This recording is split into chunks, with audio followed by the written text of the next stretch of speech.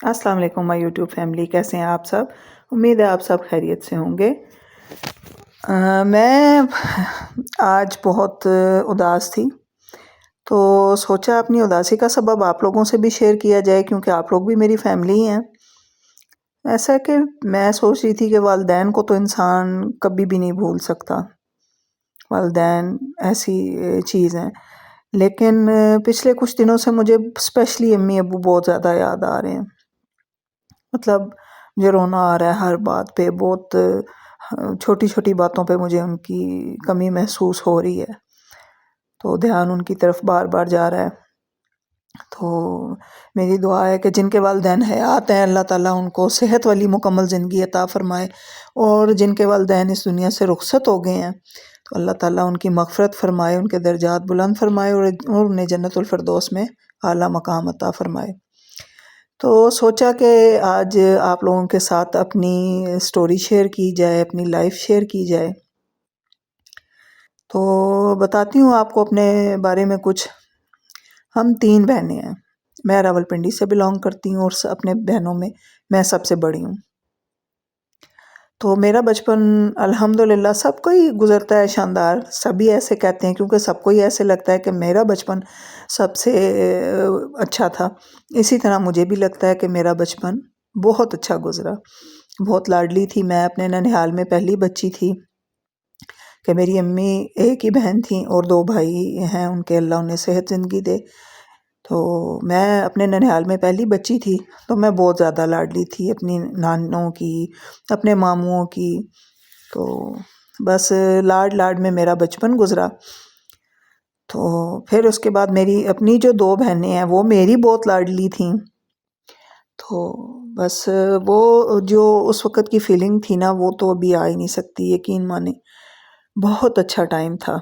کیلیں والی مسجد تھی ہماری محلے میں بہت مشہور، تو ہم بچپن میں ہنستے تھے کہ کیلوں والی مسجد، ابو جی اس کا نام کیلوں والی مسجد کیوں ہے؟ تو پھر ہمیں ابو نے بتایا کہ اس مسجد میں پہلے بہت زیادہ کیلے کے درخت تھے، اور اس میں بہت سارے کیلے لگتے تھے، اس لیے اس کا نام کیلوں والی مسجد پڑا تھا۔ تو وہاں پہ جو مولوی صاحب تھے، اللہ ان کو جنت الفردوس میں اعلیٰ مقام دے، بہت اچھے انسان تھے، بہت شفیق۔ ہمارا نکاح بھی انہوں نے ہی پڑھوایا تھا۔ تو سپارہ ہم نے پڑھا، ہمارے گھر کے سامنے ایک بھابھی تھیں، وہ میری استاد تھیں، اللہ ان کو بھی جنت الفردوس میں اعلیٰ مقام دے۔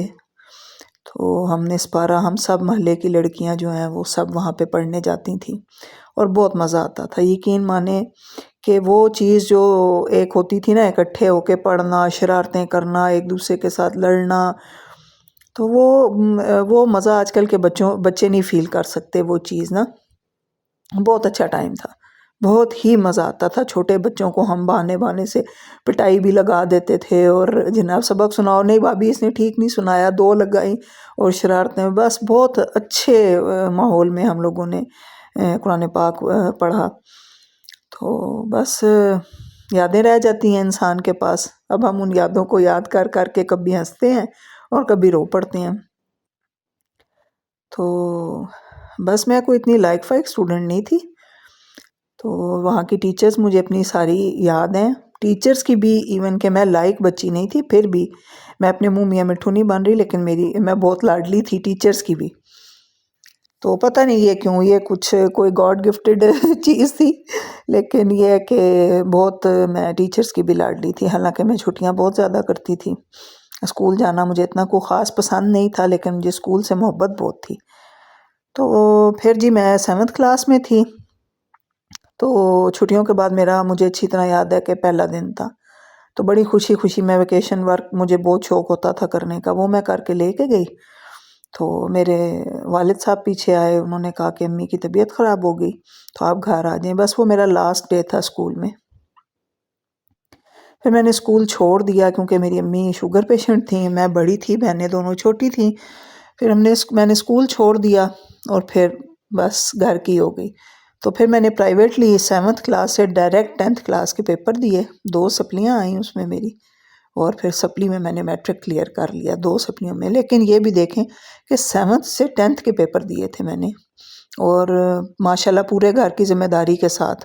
اور میری جو والدہ تھیں وہ بہت سوشل تھیں. ہم صبح اٹھتے تھے تو ماشاءاللہ ہمارے گھر میں مہمان بیٹھے ہوتے تھے، اور رات گئے تک مہمانوں کا سلسلہ جو ہے وہ آنا جانا جاری رہتا تھا. تو بس اسی مصروفیت میں ساتھ ساتھ میں نے انٹر تک اپنی پڑھائی کمپلیٹ کی. جس طرح بھی کی وہ اب آپ سمجھ گئے ہوں گے کہ میں نے کس طرح کمپلیٹ کی، لیکن کر لی تھی. تو بس یہ ہوتا تھا کہ میں جس اسکول میں تھی، میری چھوٹی بہنیں، میری کزنز، ماموں کی بیٹیاں، وہ بھی میرے ساتھ ہی پڑھتی تھیں. تو بس اسکول میں جب جاتی تھی تو یہی ہوتا تھا، کبھی ایک بہن آ رہی ہے، کبھی دوسری بہن آ رہی ہے، کبھی کزن آ رہی ہے دوسری تیسری. تو مجھے ٹیچر کہتی تھی فوزیہ آپ اپنی جو چیئر ہے نا وہ باہر رکھ لیں کلاس کے، تاکہ ابھی آپ کے تو سلسلہ چلتا رہتا ہے تو پوری کلاس ڈسٹرب ہوتی ہے، آپ باہر ہی بیٹھ جائیں. تو بس میں بڑی اریٹیٹ ہوتی تھی اس وقت.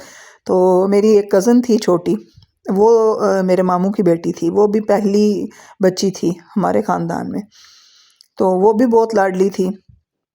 تو وہ اسمبلی میں نا کھڑی ہو کے زور زور سے کہتی تھی میں نے باجی کے پاس جانا ہے، میں نے باجی کے پاس جانا ہے.